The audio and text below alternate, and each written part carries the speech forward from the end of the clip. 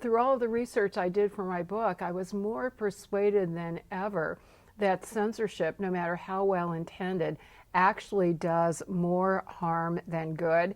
It brings attention and sympathy to the hate mongers that they otherwise would not have received. And again, there's this consistent pattern that it's advocates of social justice, law reform, equality rights, and members of minority groups who always bear the disproportionate brunt of censorship. And I want to point out that that is no coincidence. It follows from the very premises of those who advocate for hate speech laws.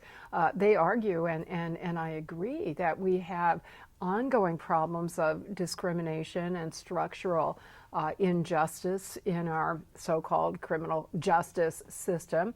Studies consistently show institutional systemic biases against people of color, for example. There have been studies of the civil justice system which also show in-baked biases against women and other traditionally disempowered, marginalized groups.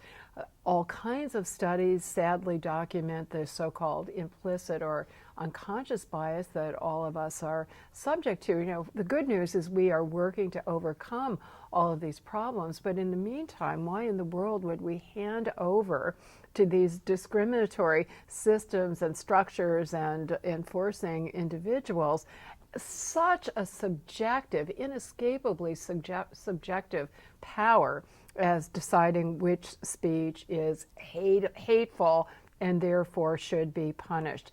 We have calls today from government officials, law enforcement officers saying that Black Lives Matter activism and advocacy is hate speech. Pipeline protesters, those who are protesting abuses within the criminal justice system, have been accused of hate speech and have had their messages taken down as hate speech by the social media companies that are enforcing their so-called standards against hate speech. So it's a very dangerous tool that especially those of us who are advocating for equality and dignity and diversity and inclusivity, we should be especially wary of using it. And the good news is that so much can be accomplished in so many other ways.